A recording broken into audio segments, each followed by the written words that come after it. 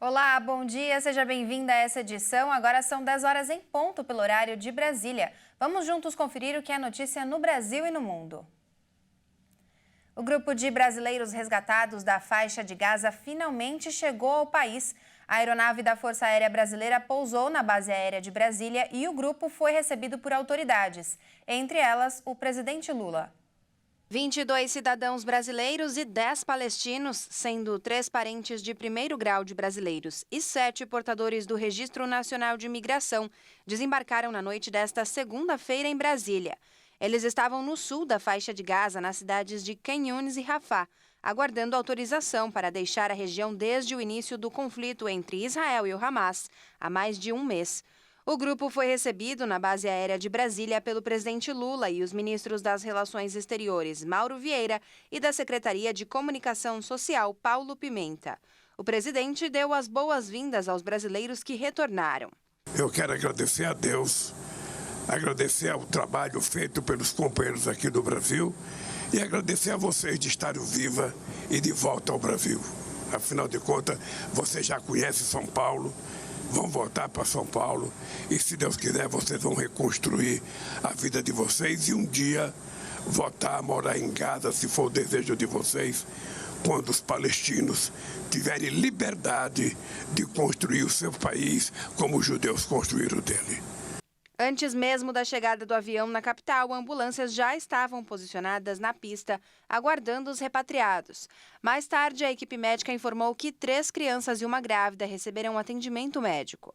Do Cairo para Brasília, o avião fez 2 paradas técnicas, uma em La Palma, na Espanha, e a outra já em solo brasileiro, em Recife, capital pernambucana.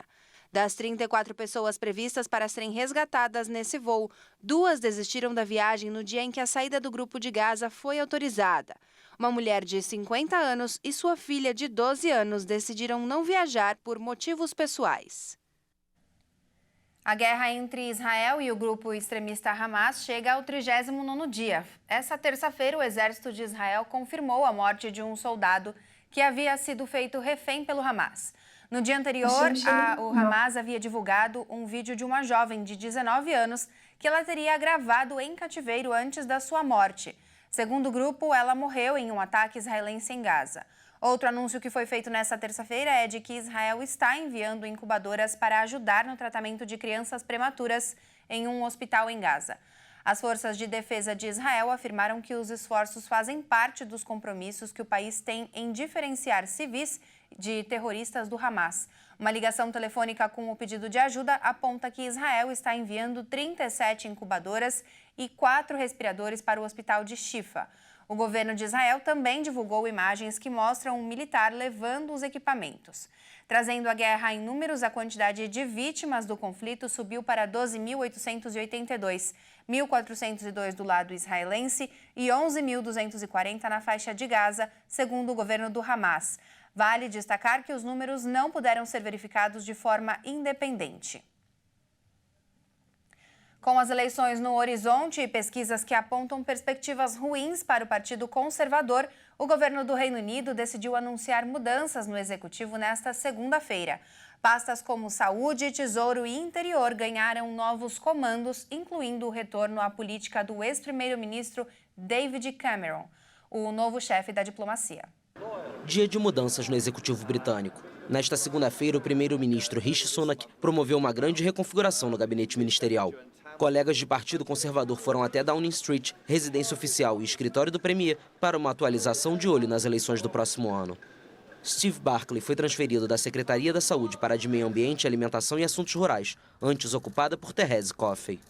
Victoria Atkins vai comandar a Saúde e Laura Trott é a nova secretária-chefe do Tesouro. Mais cedo, o ex-primeiro-ministro David Cameron assumiu a diplomacia britânica, antes sob as ordens de James Cleverly, que assumiu a pasta do interior após a demissão de Suella Braverman. A reforma ministerial tem o objetivo de dar impulso ao Partido Conservador antes das eleições legislativas de 2024. Atualmente, pesquisas de intenção de voto apontam uma grande vantagem dos trabalhistas. Pelo menos 5 capitais podem bater o recorde de temperatura do ano nesta terça-feira. As máximas devem passar de 40 graus, principalmente em cidades do centro-oeste e sudeste do país. Já no sul do Brasil, cidades estão em alerta para tempestades. Belo Horizonte, Brasília, Campo Grande, Rio de Janeiro e Teresina são as capitais que podem ter marcas de recorde de calor em 2023 nesta terça-feira, com máximas que devem variar de 32 a 41 graus e os termômetros alcançando até 13 graus acima da média de novembro. As cidades do Centro-Oeste e Sudeste permanecem como as mais atingidas pela onda de calor. Apesar de não estarem entre as capitais com recorde previsto para esta terça, Cuiabá, Palmas, Goiânia e São Paulo também devem registrar altas temperaturas neste início de semana. A cidade de São Paulo registrou nesta segunda o dia mais quente do ano, com a temperatura chegando a 37,4 graus. O Instituto Nacional de Meteorologia já ampliou o alerta de grande perigo por conta das altas temperaturas para 15 estados e o Distrito Federal. O aviso decorrente da onda de calor enfrentada pelo Brasil se estende até esta sexta-feira. O calor atípico registrado nos últimos dias no país é resultado da quarta onda de calor deste ano. O fenômeno é comum com a aproximação do verão, mas dessa vez foi intensificado pelo El Niño, atípico dos últimos meses, e também pelos efeitos do aquecimento global causado pelas emissões de gases de efeito estufa. A mudança de tempo também segue causando fortes chuvas na região sul em consequência direta da massa de ar seco, que atua como uma barreira de ventos. Os estados do Rio Grande do Sul, Santa Catarina e parte do Paraná seguem em alerta para tempestades. O IMET projeta chuvas de até 60 milímetros por hora nos próximos dias, com queda de granizo e ventos intensos. 18 cidades do estado do Rio de Janeiro sofreram um apagão na tarde de ontem. A população ficou sem energia por cerca de 3 horas. De acordo com a Enel, uma ocorrência registrada no sistema de transmissão em Campos dos Goytacazes impactou o fornecimento de energia para uma parte dos clientes da concessionária, principalmente nas regiões norte e noroeste do estado. Segundo a Enel, o fornecimento foi normalizado integralmente por volta das 7 horas da noite. Essa edição fica por aqui, mas eu já te deixo um convite. Continue ligadinho na programação da HIT, porque daqui a pouco, às 11 horas, eu volto com mais informações. Te espero, até já!